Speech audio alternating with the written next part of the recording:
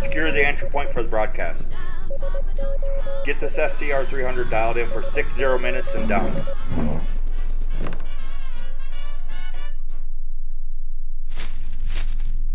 Are you waiting for an invitation, Princess? Transmit the outgoing signal. Come on, we need to get this mic buttoned up yesterday.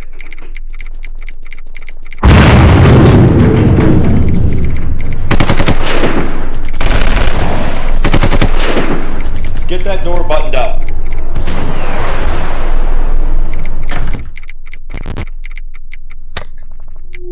There, got it? Is it good now? We'll adjust it on the fly then. Here we go. Going live in 3, 2, 1. This is Hyperborean Radio coming at you from the front lines of the Wasteland, reminding you to keep your head down and your powder dry. And as always, we're here to let you know that you are not in this alone. I am CG, and with me is the Lore Keeper, taking time off the front lines for you. Alright, and so we might be a little bit late, but damn it, we made it. Everybody's been under a little bit of heavy fire lately. But here we are. We're doing what we can. We're fighting back in any way that we're able to. Make sure that you grab your magic weapon and keep it at the ready, because I think that we're going to need it pretty dang soon. Alright, so we got an interesting topic for today. And we're going to be discussing animism a little bit. And what is it the academics say? What is the actual approach to it? How some people are silly with it, and then how it's actually not a silly concept at all. So here, go ahead and you jump in. Well, I'll start, as all the boring academics do, by basically just stating what they typically define animism as. They typically define it as ascribing a soul/spirit to everything, whether that be the rug or the wood chips outside or the sidewalk or the tree, or there's other variations on it, but that's the main thing that people bring to mind. And animism itself is not a religion, it's an attribute. But the way people tend to do it gets kind of silly, which is why I wanted to talk about it. And it also kind of want to bring up this sort of falsehood, because there's a lot of pagans that will try to mold our ancestral ways into a set religion, because Christianity has grilled in this idea that there's a hierarchy of spirituality, and animism's on the bottom and monotheism is basically at the top. And this is, does anyone wonder why it puts itself on the top? Well, and I just wanted to bring up that a lot of people will wonder why we don't talk about spirituality. Honestly, it's because everything is spiritual, so it's not something that we typically think of. But that's what the animism is. It's the spirituality aspect of the polytheism, I guess, is one way to describe it. So yeah, the academics will describe everything. Animists are silly little fellas, and they believe everything has a spirit or a soul, including the television remote, the cell phone that you have, your car keys. Doesn't matter what it is, it's got a spirit, and they got to talk to everything, and they're just silly. And that's not actually what it is. As described in the very beginning of this, where I said grab your magic weapons, that would be a weapon that has gained a soul or a spirit. Not everything has this. Everything, I guess, has the potential for it, but most things won't get it. And then I'm going to swing this all the way to the other end of the spectrum. But what about animals and people? They all have spirits and souls. No. NPC. Are they alive? Yes. They are flesh and blood. They have the potential to have a soul or spirit. However, I don't see the evidence of everyone having a soul or a spirit as evidenced by the NPC. Well, and you could say everyone starts out with one, but the whole of society is basically made to, like, there's that old saying, crush your spirit. In some ways, it's relatively literal. Well, yeah, it's they crush the spirit, they demolish the soul. There's all kinds of phrases that go along with it, which indicates that, you know, not everybody has one. Everyone has the potential for it. But how would you know if a thing has a spirit? Have you ever been into an old house where you could just feel not only that it's old, but you could the house, for instance, it feels happy or it feels sad, or it's just generally it feels like the walls are staring at you, wondering why you're there. That's one of the indications. Well, and I'll actually bring up a personal thing. Watch this. And while I guess you could call it animism, so my family used to go to Chicago on a near yearly basis. My dad would take us to like the art museum and stuff like that. Every time I went there, I would get visibly angry. And it's because whenever I'm in Chicago, it is like it's this feeling of suffocating. Like there's all these angry people around me constantly screaming and yelling and picking fights. And it's like the whole air of Chicago is just full of anger and hatred and just misery. It's this air of misery. And one of the reasons I actually left my hometown that I lived in for most of my early life was because I went on a long bike ride through to several small towns. And when I was coming back into my hometown, that same feeling, just on a smaller scale, because I lived in a small city at the time, that same thing happened. And there's exact opposite situations that have happened where I've gone somewhere where there's just an elation, a feeling of joy. Like when I went to the house on the rock, there's a tiny bit of melancholy in the air when I went there with my brother. But there's also just this bit of elation and wonder and joy that's in the air. And you can kind of feel that the melancholy is because that's temporary. There's always that potential that it could be snapshot at any time. Oh, I was just going to bring up that I forgot to do the self-promotion part of this whole thing, which we have to remember to do. Make sure that you share us around so that people can hear other views of heathenry, heathenism, what it is to be the wild folk that we are, the wild people that we are, with a Y. Why spell it with a Y? Because why not? So, yeah, make sure that you share us around. If you haven't already, hit the subscribe button. It's free. It doesn't cost you anything to click that little button. Make sure that you like us. Not just like us, but you gotta click that little button there. Take your mouse, move it over the like button. That thumbs up. Make sure that you push on that. Push it good and hard to make sure that it sticks. And ring that little ding-a-ling.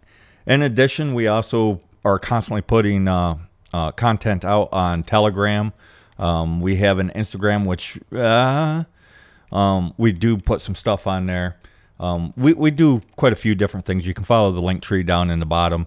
And make sure to catch our Wednesday podcasts, which are uncensored, because we try to keep things YouTube friendly on this channel.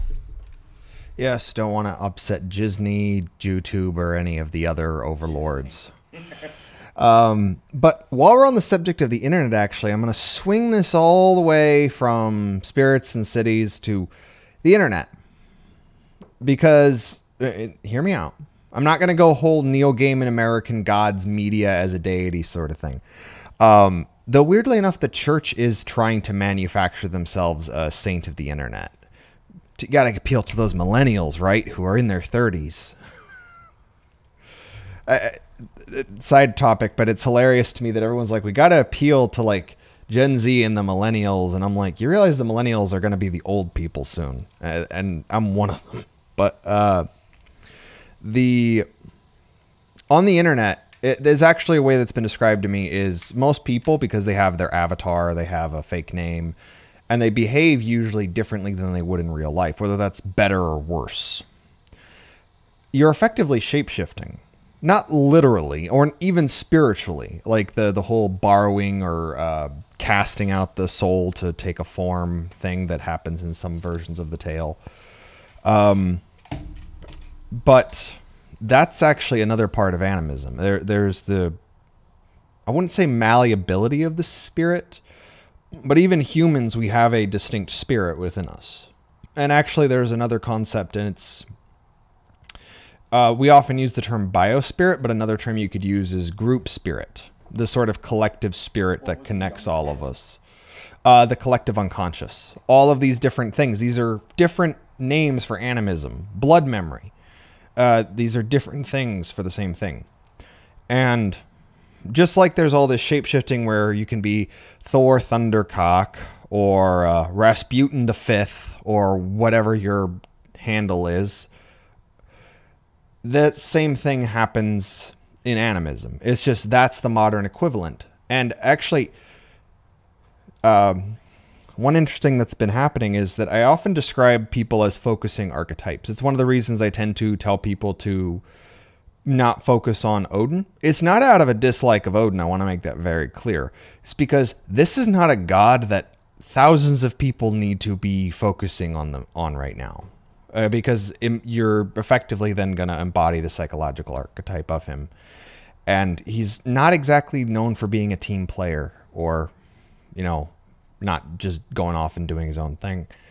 But back to animism, which all of this actually encompasses into animism. This is a really broad topic. We're probably going to talk about it again. But you have, of course, the most famous thing with animism, which is the spirits themselves. And you have a plethora in European lore. You have the Fae, you have the elves, you have all these different kinds of nature spirits, you have nymphs, you have house spirits, and on and on and on. And in America, this is largely sort of fallen by the wayside. It's still sort of vestigial over in most of Europe, and some of the rural areas still have a very vibrant culture. And you'd have that in America too, just a little differently, like in the UP where you're from. There's all these legends of the dog people, the dogmen. No, that's not. Well, it is a UP thing, but it's mostly a Lower Peninsula thing. Oh, I'll just let you talk about it then. Yeah, it's not a UP thing. It's mostly a Lower Peninsula thing. But yeah, that is kind of. Although that actually slides over into another section. But there is the spirit of the wild. We've all heard this word or this phrase, the spirit of the West. In America, we've heard that. The spirit of New England, the spirit of Chicago, since you brought up Chicago earlier. Most of the cities, the spirit of insert city name. Well, that is actually a kind of animism, and you can actually feel it when you go into these areas, and different areas of the cities might have different feelings, but there's still this overall arching feel that comes from the city. So this is animism, whether people want to admit it or not. We still do it, people. The spirit of Christmas, which actually has many names and many forms and many gods associated with it. The most famous in America, you'd have Santa Claus, Mrs. Claus, and Krampus has been making a bit of a name for himself as of late. But interestingly enough, to tie animism into a broader, more well-known legend, A Christmas Carol. It is literally a story of the Wild Hunt. Anyone who's not actually read the book or kind of... It literally starts with the Wild Hunt's ghost hordes, you know, flying around, and one of them just stops by to tell his, you know, former business partner when he was alive, hey, Scrooge, you're going to get visited by 3 ghosts, so you shape up and stop being a dick. And then you have 3 ghosts show up, one of which looks like the Queen of Fae, or some kind of fairy. The next one looks like the Holly King or Father Christmas. And then the last one looks like the Grim Reaper. These are all gods and spirits. And these are the roles that they play in the story. Yes. These are the roles that they play in the story. That's what they are. And this is another thing, is the line between ghosts and spirits, very, very thin, if there's one at all. Like, actually, it's not uncommon in the lore for people to become spirits, or I guess you could call them tutelary deities. I mean, there's, of course, apotheosis, which is, full-blown godhood. And then you have things like house elves, like the Tomte, or frick, even Christmas elves. These are all tied into, like, the cult of the dead, which is also part of animism. So, you see, basically the way that works is animism and polytheism are intrinsically linked. However, polytheism is not intrinsically linked to animism, because you can actually do polytheism without the animism. There are religions that actually do this. It's right next to, on the spectrum, if you want a spectrum, imagine it being bumped right up against monotheism. However, on the other end of that spectrum, animism and polytheism are intrinsically linked, which also includes ancestor worship. It can include deities, and often does actually include deities, spirits of the land, spirits of objects, thus the magic sword, the magic shield, the magic helmet. These things weren't just made up by D&D. They was grabbed a hold of by, I forgot the name of the company now, TA something or other. But it was appropriated by them because it's a cool concept. And then they put it out and you get the sword that's +1, except for magic swords don't work that way. Well, most of modern fantasy is basically based on European animistic customs. Elves, dwarves, gnomes, just all your frickin' fantasy races. These are either spirits, or I guess the modern term would be cryptid, because some of these are directly implied as being physical living things, which is distinct. It's both distinct and not distinct from a spirit. And this is the thing that I think a lot of people can struggle with in ethnic faith, is you don't get a lot of 100% direct answers. There used to, I would say there used to be more of them, but there were also more questions. Because a lot of people have forgotten how to ask questions. But it's like, let's go with, is Woad a god? And by Woad, I'm referring to the corn spirit or fertility deity that shows up in the West Germanics. Actual Woad. I'm not referring to Odin, as most people would. But with Woad, is he a giant? Is he a spirit? Is he a god? Yes. Is he also maybe a dude? Depends on the story. And a lot of people want to chalk this up to Christianity fucked with shit. It did. Oh boy, did it fuck with shit. But it was already weird before that. Like, you can see this even in highly developed stuff like the Greek mythology, where we have a lot more written sources, and you can see it's disagreeing with itself constantly. You can see this shift in tone. You can actually see where, like, Asclepius is specifically referred to as a man in, like, a really old thing, and then later on he's a straight up incredibly important deity. So it's weird. But yeah, basically, for animism, you don't have to ask permission of the grass to cut it, if you have to cut it, because I can already tell you what the answer is if you ask, and if it does possess a spirit of its own. The answer is no. Nope. Nope. Nope. How about, like, when I was a logger, okay, it's a stupid question, but I understand why the question was frequently asked. Did you ask permission of the trees to cut them down? Well, no, because most of them are just trees. Are they alive? Yes. But did they have spirits? No, the spirit wasn't awakened within most of the trees. And let's just roll on the assumption that I'm not sensitive enough to feel the spirit flow from the tree. And so I must ask every tree if I can have permission to cut it down. We already know what the answer is. The answer is no, try the next tree. I heard Bob is okay with you cutting them down. So you go ask the tree named Bob, and Bob's like, oh, I don't know what they're talking about, but Frank, he's been dreaming of being cut down. And then you go ask Frank, and Frank's like, I don't know who told you that nonsense, but you can try Mary over there. They don't, no. The answer is always going to be no. Can I chop your leg off? I'm pretty sure that you're going to tell me no. Well, unless maybe you have one leg and then you'll point at the one that's fake and say, well, you can chop on that one, I guess, if you really need to. But you're not going to let me chop on your good one, especially if you only got one. I mean, it's kind of a silly thing. Living things like to stay alive. However, Sometimes we may need to make them unliving. Try asking Wilbur the pig. Wilbur the pig, would you mind if I slaughtered you so that I can have dinner? Wilbur would be like, no, you can't do that. I don't know why you would even think I would say yes. Come on, people. That's just a little bit silly. And that's actually getting closer to having some kind of spirit or soul once you start getting into that kind of living creature. But that doesn't mean that a tree cannot attain a spirit, a soul. And you can kind of feel them. And typically, yes, they're going to be old. That's how they develop them. Yes, time and interaction and all these other things. And here's the thing is, trees, they actually do have some level of consciousness. It's not anything we could directly communicate with, like just by saying, how are you doing today, tree? And the tree would be like, I'm good. It's a chill day.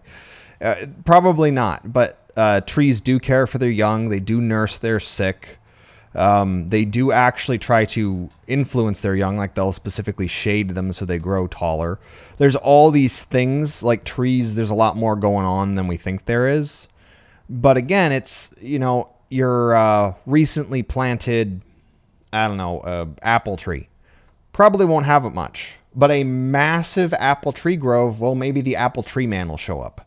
Because I think, isn't the apple tree man, he specifically shows up on the oldest apple tree. Yeah, I've heard stories of this. He only shows up to 100-year groves or more, and then only visits the oldest trees in the grove. And the older the grove, the more likely he is to show up. Well, and you have what is it? It's Johnny Appleseed. He was a bit of an animist himself. In fact, that whole Christian church he was like animism. I love it. It was some weird shit if you've ever looked up Swedenborgianism.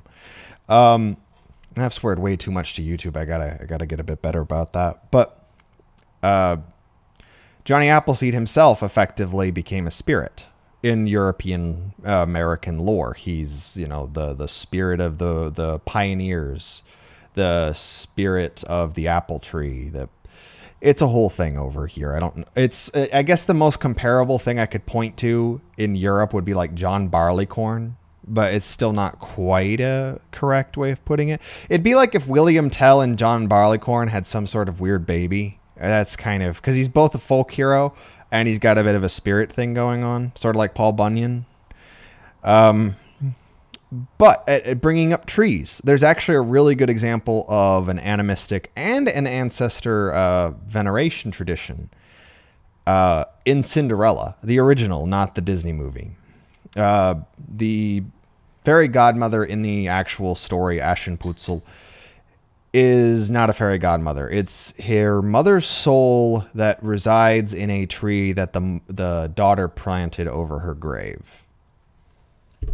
Which is something else I wanted to bring up. That, man, time is just flying already. Yeah, we're like 20-some minutes in. Wow. I didn't realize how much of a can of worms this is going to be open. We're barely going to get the top off of it before it's over. But, yeah, her mother, her spirit resides in this tree, right? And the reason why I wanted to talk about that is, or bring that into it, is because sacred groves are actually a link to animism as well. And yes, we can part, sometimes it's the trees planted like headstones, basically, is one way to think of it. You bury the person, you plant the tree on top of it, but it doesn't have to be that. And a lot of people are like, well, you guys censor myself crap all over ritual and all this other stuff all the time. Ritual and ceremony. What it is, it's not the idea of ritual. It's not the idea of ceremony. It's what most people do with it. So if you want to really show respect to some deity, now my mind goes blank. But what you can do is, because I understand in many areas, you can't just go to the graveyard and plant a tree on the grave. They'll cut it down, probably fine you. Maybe dig up your ancestor and say, here, you go take care of them. But you have to follow the law when you, I don't know. The laws are freaking weird and everybody's getting just over the top now. But you could go out into the forest and pick a young tree and care for it. Go out there, 2, 3, shit, 7 times a week, and care for the tree. Do everything that you can to make sure that tree grows large. If for some kind of you could take up some kind of artisan thing, or perhaps you already do it, and just this is how you worship a deity or a spirit of this kind. So yes, animism is a thing, and it should actually become part of your ritual, where this is just a thing that I do, but it becomes so natural that really, if somebody would be like, oh, do you do ritual? The knee-jerk reaction should be, huh? Well, no, not really. Well, yes, because I do make sure that I go out and I take care of this tree. I do make sure that I go out and I take care of animals. It doesn't matter what the thing is. But that's animism at its core. Well, and with, say that the obvious example I typically bring up is Asclepius, because he's actually one of my favorite Greek gods. Which we will be doing a show on. Eventually we'll be doing a show on that as well. But Asclepius, if you want to honor Asclepius, take care of yourself. It's nutrition. It's a medical doctor. And here's the thing is that while they were given gifts and offerings, the priests of Asclepius, they did the work pro bono, because it was a sacred duty. It was a holy duty. And oddly enough, the church actually continued this for a while. Is how you get a lot of like Christian churches. I think that's partly where the hospitaliers come in. But it's one of the reasons I get so kind of bent out of shape when someone's like, well, I did my ritual to Thor. I poured some ale on the curb from a homie, and then I drew a circle with, a Thurizaz rune, and then I meditated in a circle, and I had a hammer, and I put it in the 4 cardinal directions, and then I played spin the bottle with it or something. I don't know. It seems really not Thor-like to me. Well, Thor in many descriptions. I don't know about many lore stories. I mean, yes, I do know some of the stories, but in general, he sounds like a strong man. So, and a person that likes to help as well. Maybe not always the most tactfully, but yes, protecting people, helping people, and definitely a strong man.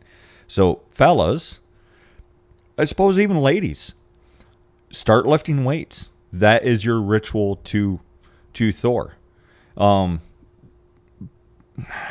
guess you could, I don't know, pour water on stuff, because some people say he's associated with the rain that falls onto the field, and that's a whole thing that I would make fun of in a different way on the podcast, and it would get really dirty really quick. But yeah, he's basically a strong man in all the stories across the board. He's definitely a strong man. So perhaps doing things to get stronger. It doesn't have to be lifting weights. It could be literally just going out and helping people do physical labor jobs. And no, ladies, you don't have to be able to deadlift 1,000 pounds, because most guys can't deadlift 1,000 pounds. So you don't have to work hard that way. But just go out and help do the physical labor things. This is one way to show respect and worship to Thor. And it's actually very animistic if you think about it. And there's Asclepius. Learn some basic medicine and actually start doing it. So don't chicken out. Like when you get that rash and honey will help knock that rash away, use the honey. Don't chicken out and go get the antibacterial super tribiotic whatever cream that they want you to rub on whatever. Yeah. So actually start not just learning it, but practicing it as much as legally possible, because we have to cover our ass, as much as legally possible. Learn how to actually diagnose things. Learn how to actually heal things. Like, sure, somebody breaks a bone. They go to the hospital. They see the doctor. They get the bone set. What can you do to speed up the healing? It's just as much, and it's legal. It's just as viable a way of showing the respect, the ritual to the various healing gods, because there's more than just Asclepius. He's just the one that we like to talk about a lot. Well, there just in the Greek, there's a whole frickin' family of them. Like some that you might have also heard of, Hygeia. I think her symbol of like the snake over the bowl is used for like pharmacies. And then you also have Panacea, another goddess. You have Ire, you have Nodens. I mean, you have Airmed. It just goes on and on and on. We have a lot of them, and this sort of way of treating animism as second fiddle. And I do want to sort of shift back over into to the spirits, because that's what most people think of with animism, and it's really, really important. Like everyone likes. A lot of people seem to like yokai, or they'll get obsessed with another kind of European, non-European spirit. But we have so many. Just real quick, and then I'll let you keep going. The more that you interact with the thing, the more your spirit nourishes the spirit of the thing. Whether it's a tree, a dog, a rock garden, a building. The more that you interact with it, the more effort and attention that you pay to it, the more likely it is to gain its own spirit, to awaken the spirit within it. So that's basically what we're talking about. Whether it's, and forests and wild places, they'll gain their own kind of spirit, and you can feel it sometimes when you trip across them. But then if you spend too much time, it kind of fades. It's because it stops being wild. What you was feeling was a wild spirit. But in our everyday lives, you know, like Dad's favorite chair or Grandpa's favorite chair that might even potentially still be in the family, it might actually attain its own comforting spirit. Yes, and actually what I'm wanting to get into is look up the kind of spirits we have, because we have a lot of them. A lot of people will boil them down to the basics. And there's also a difference between, say, a water spirit, like a Nyx or something, and then you have mermaids, which many sailors have assured us over the course of history. These are real. They are hyper predators, and don't be fooled by a seaweed wig. But just teeth everywhere and saucer eyes. But they're not as pretty as Ariel would make it out to be. And that's the weird thing is, like I said, like the mythical creature and the spirit, while they're kind of in the same category, there is a distinct difference. The Selkie. The Selkie. It's both a spirit. Not all seals are Selkies. Not all seals are Selkies. Or not every fox is necessarily going to is not necessarily going to be Reynard. It's a whole thing. Not every raven is Hel or the Morrigan or Odin or Chernobog or Apollo. But the gods actually do show up as animals. Asclepius shows up as a snake. The Malachite maid over in the Ural Mountains, she shows up as a lizard. In the north, pretty much anytime you saw a corvid. No, not a covid. Covid is the... Oh, yeah. Corvid is the bird. Don't let them take the corvids from us. They have the best group names. You're telling me these things were named murders, unkindnesses, and parliaments on accident? We liked these things. That's why we gave them cool names. But they are but the gods would often see through them. That's where you get the concepts of language of the birds. That's where you get like the magpie song. I mean, there's all these things to the culture there, and it's all over the place. It really is. And it's even in America. I mean, how many people think of like Lady Liberty or Uncle Sam or the spirit of America when they see a bald eagle? Or one example that I often think about, because my job currently, the one is factory work. So there's a spirit in America, a rather popular one called Joe McGarrick. And he is the spirit of American steel. He melted himself down into steel. And he was born of mountain ore and a storm and whatnot. There's a lot of things about him. But basically, any steel that's made in America is supposed to carry part of his spirit. Therefore, like say, I know there's some people who listen to us that work in factories, or they work with steel in some method. If you're in America, you're working with Joe McGarrick. Just some food for thought. Right. And the thing is like, you don't have to pay special attention to all steel, but you can carry this in the back of your mind and just, oh, yes, this is a possibility that his spirit is within this piece of steel. That's one way to go about it. Or when you're making something, even if it's like Chinese steel, but an American is making it, we're inserting some of that spirit into it. That's why we need to make sure everything that we do is done so well as we can do it. No half-assing for us. Well, like, there's the Lady of the Lake. She's a spirit, but she's also kind of a goddess. She shows up in basically any living waters that are fresh. So the ocean doesn't count, and fountains don't technically count. Ish. It depends on the fountain. Because, like, that whole flipping the coin thing, that's freaking ancient, people. That is an instinctive animistic drive. Oh, yeah, there's been studies done on that, too. Like, they was curious, who and why do they people flip coins in there? It is predominantly, by far, white people will do it. Even if we're not taught to do it. We see that well, we just have to do it. And we are intrinsically offended when somebody goes to take the money out of it. This is not something that's taught to us. It's just the way that it is. It's if I can remember the study, it's something like 90% of all items cast into a well is cast in by white people, and then the rest is divided up amongst the rest of the races. It's ludicrous, actually, and it doesn't matter where we are. And they've set these wells up in other countries, and it's still by far across the planet, when you average it out, 90% of anything of value that's tossed into a well, because it's not always coins, it's not always money. Sometimes it's wedding rings from a widow or a widower.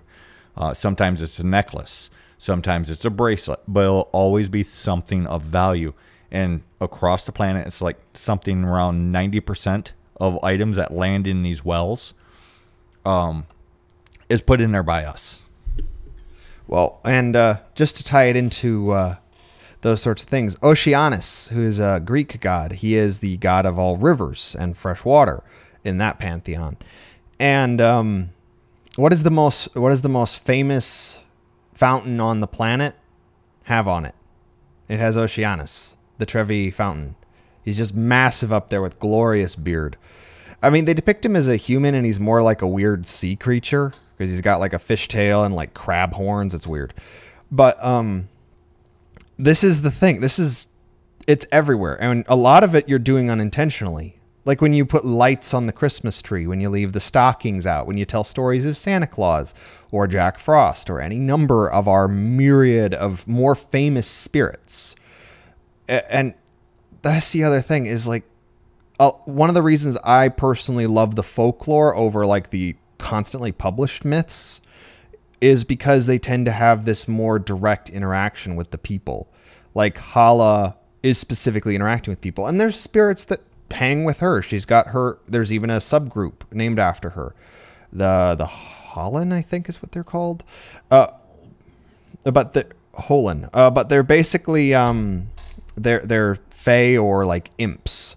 Which, fun fact, and you might find this out if you've by chance read our second magazine, but the imp is actually the attendant of the gods in German mythology. At least some of them are. And I guess the reason that I really wanted to talk about this is there's a lot of people that misrepresent animism. Like I said at the beginning, they misrepresent it as backwards or silly or primitive, and it's something we should just leave in the dust. Like it's not intrinsically important to our cultures. You know, you're not putting out the jack-o'-lanterns for, you know, the gods to show up. That's an entire holiday devoted to spirits and ancestors. The gods might get involved, but they are not the focus of Halloween and all the myriad. I mean, the name for it in Slavic areas is Grandfather's Night. It's specifically for the ancestors. And then there's other people that they try to make animism look bad because they go more on the polytheistic side. But like we said, animism inherently includes polytheism because there's higher ranking spirits and there's gods, and it's not an inherently lesser spirituality Because then you have to follow that same hierarchy that the Christians created that, guess what, put them at the top. Right. See, and animism really brings the gods home to us. However, pure polytheism follows the same route as monotheism, where in polytheism, the gods they're over there and we can't access them, and all that we can do is pray to them. Through animism, the gods actually interact with us. They're maybe not directly, but no prayer required, actually, because it's just they are us. They are with us. We can pray to them, I guess, technically, but really all you're doing is talking to them. Same as I don't know, you're probably cussing me out right now because you don't like what I'm saying. Or I'm pretty sure at least one person is. You're praying to me. Thank you, buddy. So basically it's done the same way. You just talk to them. If you have dead grandparents that you enjoyed being with, but they're dead and you still talk to them, guess what you're doing? Technically you're praying, and you can do the same. You don't need to go through any special anything once you embrace our animistic side. That doesn't mean that your water bottle has a spirit to it. It doesn't mean your lamp has a spirit. Odds are your lamp is just a lamp. Your water bottle is just a water bottle. It's the things that stick around for a while and they start taking on these there's emotions and spirit and attention linked to it. These things will actually acquire a spirit. Man, there's this famous tree in front of a monastery. It's like 500 years old. They got it all propped up. That tree, they got the limbs propped up because they're so big and they'll snap off. I can't remember the name of the tree or the monastery or church or whatever it's in front of. Some old Christian building, but it's a old heathen tree. That tree almost guaranteed has a spirit. Well, it's like the Donner's oak, which was actually called Jupiter's oak, but for sake of argument, that oak is not literally Donner any more than the Irminsul is literally ermine. They are just trees that have enough of a spirit that they associate with them. Same with groves. There's spirit there. There's spirits there. And well, for the ex-Christians and anybody that's coming into this, or even the current Christians that's listening here to bag on heathens, Donner's oak, for instance, it is no more the god Donner than the crucifix is Jesus Christ, or Oily Josh, as I prefer to call him, because we're tight like that. Precisely. And like, for instance, this doesn't mean you have to start, I don't know, going into the water and praying to the Lady of the Lake or whatever. That's not what I'm saying at all. Show respect. Show respect. And here's the thing is, there's concepts like, just like there's a group spirit for us, there's also the river of life, which has no consciousness, but it permeates things. It is the energy. It is the energy. It's the stuff that makes up the stuff, more or less. And from that, you have all these spirits, and a lot of them were vilified, but if you want to see the European animistic tradition, yes, you'll have to dig for the culture and the traditions and all that stuff, but if you want the stories, more than likely, you have a lot of them. If you've got... Yeah, if you've got Grimm's fairy tales. Frick, one of my favorite things about Grimm's fairy tales, if I'm going to be honest, not only is it plethora, if you can start picking off the Christian, of German and European mythology, but to top it off, one of the best parts about it is that it's grimdark. Like, anyone who's actually read the Grimm's fairy tales, it's bloodier than Game of Thrones. That's why there's the Disney-fied fairy tales, and then there's the original grimdark fairy tales with a lot of blood and murder and plots and conspiracies and cutting things open to take things out of their bellies and curses and, you know, random wrinkled vegetables turning into people only to turn into wrinkled people. It gets weird, and I love it, and I love everything about our lore. It's just been fucked with, but there's still so much of our own personality in there. Like, think about, like, Vasilisa the Beautiful. Baba Yaga is a goddess. She shows up. Yes, she's a boogeyman, but they did that to pretty much every goddess. And really, she's got no patience for cowards or idiots. Yeah, in some stories, she's beautiful. It's one of those whole things. It's, why would a deity only show up in one form? It's why, like, you used to worship the bear. Yes, in a way, but there's many gods that take the form of a bear. You'd have, just to name a few off, you got Wotan, you got Velez, you got, I'm forgetting some, but you got Artio. Even King Arthur is connected to the bear cult. There's many heroes and things that are tied into the bear. And interestingly enough, a lot of times the bear will serve as messenger or something. It's a whole thing. It's not one thing or the other. And if you want a really good example of a weird animal animistic cult, in America, the groundhog. We did a whole show on it. The groundhog has a animistic animal cult around it. Everybody does it kind of tongue-in-cheek, but they all secretly hope it was real.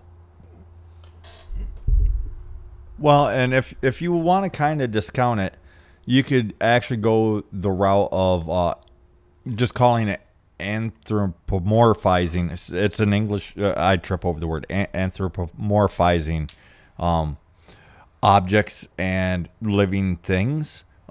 Toy Story. Except for in real animism, not all toys do this. The Brave Little Toaster. The older among us probably remember that, or yeah. But except for it's not all appliances. It's only these special appliances.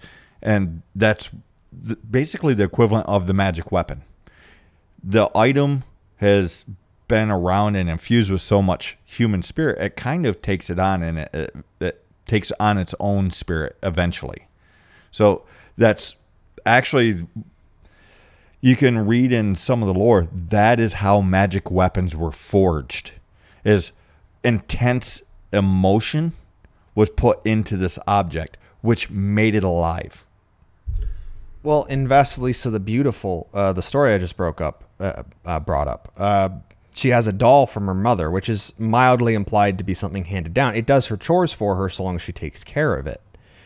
And then you also have kind of the way this has been vilified is, think of movies like Annabelle or Chucky, or there's ones about evil mirrors and evil cars. There's one about an evil tire. This exists. CG's like, what? And then he's all excited because he's like, I remember that movie. And then you have the animal side of this, where you have all these movies that, like Robin Hood, the Disney version, or there's a lot of different ones where basically the animals are given human characteristics as well. Buddy, the dog with the plays soccer, or there's all kinds of movies and shows done by us where the animal is still an animal, except for it talks. It doesn't necessarily take on a human form like in Robin Hood, where it's human/animal. No, and quite a few of them actually. Lady and the Tramp is one. The dogs and the cats are clearly dogs and cats, and yet they talk. Why? Well, and I guess you could do a modern example of someone who has the special ability to do this. The language of the birds ×7. You have Dr. Dolittle. This is fairly common. We use animus. Dr. Dolittle's white. Dr. Dolittle is white. It is not an Eddie Murphy movie. It is an old book series. Oddly enough, the Robert Downey Jr. film got it a bit better, but the film is Still not good. I don't think it's because the source material was bad. I think the execution was just like they didn't know what the frick they wanted to do. Hollywood's forgotten how to tell stories. They don't know how anymore. It's like you can have frickin' Doctor Who with an entire season of frickin' blood memory pumping through its veins, and now it's an unwatchable mess that doesn't know how to write characters as anything other than mannequins with moving mouths. Which, fun fact, is something they do at Disneyland. Well, and animism doesn't necessarily, because I've heard people trash on it. Oh, if you embrace animism, next thing you know, you're spraying chicken blood all over stuff and waving owl feathers and setting farts on fire to cast magic spells. That has nothing to do with animism. Can it? Sure. But at its core, is it? Not really. I would even go so far as to argue no. But I guess if you really insist, you could incorporate that stuff in there. But really, the living water, I don't even have to explain what it is. It's not a commonly used phrase anymore. But I never had to explain to people what living water is. They just know what living water is. So for Lady of the Lake or Old Man of the River or something like that, to show respect to the spirit, you see trash in the river, pull the trash out. It doesn't take anything super special. Well, and interestingly enough, there's actually, throughout history, there's been figures depicted that show what that negative interaction does to them. In a Christian society, there's Old Father Thames. When there was a massive pollution crisis in the Thames, which I don't think is over. I think they just have it slightly more under control, maybe. But they depicted Old Father Thames as not only being extremely just filthy and smelly and dirty. They depicted him, instead of his regal, flowing beard and, chiseled abs, they depicted him as fat and stodgy and, just crazy hair and beard. And, his kids, instead of being the tributaries, which is typically how the legends ascribe his children, but instead they depict him as giving cholera and typhus and all these diseases that are coming from these waterborne illnesses. Frick, we put the Grim Reaper. People still think the Grim Reaper shows up when you die. Does he? He's a psychopomp. He might. He's a European psychopomp. It's just a myriad of concepts and ideas from European tradition and culture are still affecting us to this day. Well, and one of the reasons why I commonly will actually speak against ritual and ceremony and stuff like that, and say it's not required, is because it's not. We do this. I want people to understand we do these things naturally, and it's okay. It's good. You are doing enough. If you see trash in the forest and you pick that trash up, you did something important. You see trash in the river and you fish that out and you go take care of it, or you take care of it in another way.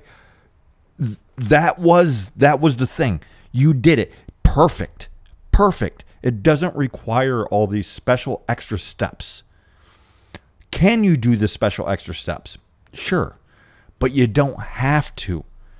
We do this stuff naturally. And I really, really need our people to understand this, because there's so many people that has spoken to me that said, I don't feel like I'm doing enough.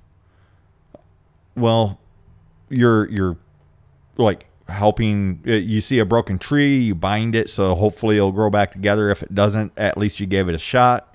You pick up trash, you are planting the acorns that fall, doing what you can to make sure that the oak forest spreads. You don't kick dogs. It's enough. It's enough. You don't have to do the extra steps. And really, I would argue, if you have to do the extra steps, you ask yourself why. Why am I feeling like I'm having to do extra stuff rather than just doing what's right? Well, one thing I would say is, if you really like ritual, you like the fancy feathers and candles and whatnot and crystals, you can. However, this is what I would suggest. Instead of doing some random little ritual where you basically just meditate with crystals and candles and whatnot, just take that amount of time that you would have spent on that and start prepping for the next holiday. Because those are built-in ritual times. They're sacred times. And here's part of the reason there seems to be a European holiday every other week. First of all, we lived at different latitudes, I think is what it was. So you have the seasonal... Yeah, the seasonal ones are going to have slightly different times for their holidays. That's how you can have like Yule is showing up at like early December in one area, and then all of a sudden in another area it's like early January. You have this massive difference. Right. And I mean, one easy way to think of it is that's why spring comes earlier in Tennessee than it does in Maine or in upper Michigan. They'll be planting in what, March, April in Tennessee. You're probably not planting until May or June if you're in the more northern climates. Yeah, the holidays are based actually off from the seasonal cycles. So take that into account. I mean, if you can also go off from the calendar, or better yet, do both. Celebrate on the seasonal calendar because of your non-heathen family. I'm sure that we all have them. And then you can throw in an extra one. Why? Just to show just how fun you are. Well, and here's the other thing too. Rather than sitting at your altar and playing with a dead bird wing, which if that's your flavor, go ahead and do that. Go out into the wilderness and pick up debris. Whether it's at a park or a state forest or something like that, go do that. You are still doing the same thing. Only one has more of an effect than the other one does. And I understand you can't do that every day. Like going out in a tornado and trying to do that, I suggest that you don't. That day, probably sit at your altar inside the house and play with the chicken wing. But other than that, go out and actually, if you see an animal that's stuck, try to help it. This is important. It's actually doing something. This is the most important rituals that we can do. Well, and I think I've spoken about this before, but like a way that I honored my ancestor and did it without even thinking. My grandmother died before I was born, but she had a coin collection that my father kept, and our house got flooded. And then I found out because he'd kind of hidden it in the basement, and I found it, and it was all soaked. So what I did was I cleaned them off, and I dried them off, and I took care of all of them, and then he let me continue, and I added to the collection. So I not only protected and saved and preserved the collection that she had when she was alive, but I added to it. That I am continuing sort of that sort of thing. And that's part of it. Just like with animism, you said it's not that complicated. Walk in the woods, plant a garden, but don't plant one of those pretentious gardens. Plant an actual garden. Spend time with your kids. They're the ancestors to come. Make magic items. How do you make magic items? Well, one way is you make them by hand. Give them to somebody that will actually use them and not abuse them, but use them. And hopefully you did put some magic out in the world, but hopefully it'll grow, flourish, eventually create a magic item. If you have heirlooms, learn how to repair the things. Like in my personal case, it'd be knives. Sharpen it, oil it, make sure it doesn't have any rust on it. If the handle's broken, repair the handle. If it's something that's crocheted, like a crocheted doily, women learn how to crochet and learn how to fix the crocheted doily that your great grandmother made and use it. And eventually it's going to become a magic doily because we are consistently using it, touching it, interacting with it, pumping our spirit into it. This is what animism is. It is really simple. We all already do it. I don't think that we've taught anybody anything during this stream, but hopefully we reminded people what they already knew. Seems like some of the people that we talk to, once they understand what it is that we're saying, and sometimes they get mad at us because they're not ready to hear it. And then once they understand, they're like, oh yeah, you did say it as clearly and as simply as possible. I just wasn't ready to hear it yet. And then once I understood it, it's not like I learned something new. It's like remembering something I didn't know I even forgot. So bear with us and try this. And that's why I don't think that we teach anybody anything. I think that we just remind them what they already knew and didn't know that they forgot it. Precisely. I think I'm going to finish up by saying it's not that complicated. It's all around us. It permeates the culture. It's all about remembering who and what we are. And I'm going to leave this with a question. Feel free to answer it in the comments if you'd like. What's your favorite spirit? All right, and then I'm going to wrap her up, and I'm going to play us out with some war drums because it just seems to fit the times. I'm going to just wrap it up with saying, you know, remember the things that you thought that you forgot, and be brave because we need it now.